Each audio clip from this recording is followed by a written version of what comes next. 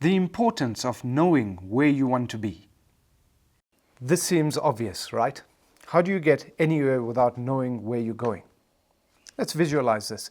Imagine planning a weekend away to the coast with your partner. What do you do before you leave? Well, decide on the location. Okay, what else? Arrange accommodation. How do you do that? Research places, match the views with the prices and make a decision. Consider access to food on your trip and maybe pack some groceries if it's self-catering to take with. Plan the activities in the area. Things to do in the day perhaps. Arrange games for the night. Let's not forget the medicine bag for emergencies, especially if you have kids. All of these things are done before you actually leave so that you know where you are going, which car you'll take, the time to travel, to check in. And you've planned this, visualizing arriving there, setting up, unpacking, getting comfortable, all the way through to having a good time, unwinding, reading that book, preparing to leave, traveling back and arriving home safely, on time and ready for another week. It's a lot, right? You know, I had clients, a lawyer and an accountant who got married and wanted to travel the world backpacking. It was an open-ended adventure. They started in South America, traveled north across to Europe and Asia over 2 years before they came home, with no real expectation of where they would stay or eat, yet the planning involved was extensive. They spent 3 years planning the trip, from selling their house, assessing their assets and pension funds, the timing of when they would pull out those savings, estimating costs, planning for emergencies, including the budget they had, and even kept an open-ended timeline to extend their trip based on whether they found work in a few countries.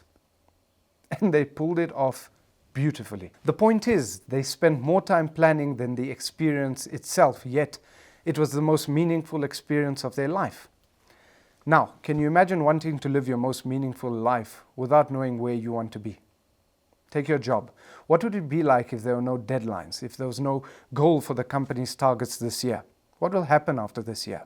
Well, they wouldn't get work done, which means their clients won't benefit and would leave, which means they would lose money to operate.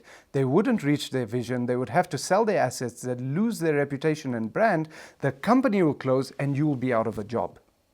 You see, in life, the only way to achieve success over time is to act forward, knowing and continuously moving toward a vision that has been thought out.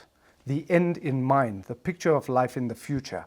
Now, in order to get there, what's needed is a series of events and options, a deconstructed to-do list of the things that need to happen over a period of time that, if done, you look back and appreciate the journey of how far you've come, living the life you intended to live daily. And I have some good news for you. The ability to do this in your journey to living on your own terms is built into you. You've planned a trip before, you've exceeded your targets, you've met deadlines through the chaos of never-ending deadlines so far in your journey. So all that's needed for you to take control of your life with money is to align that ability to what you truly want and give it the attention it needs.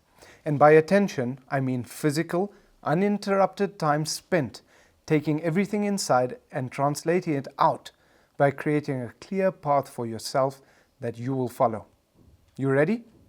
Let's go.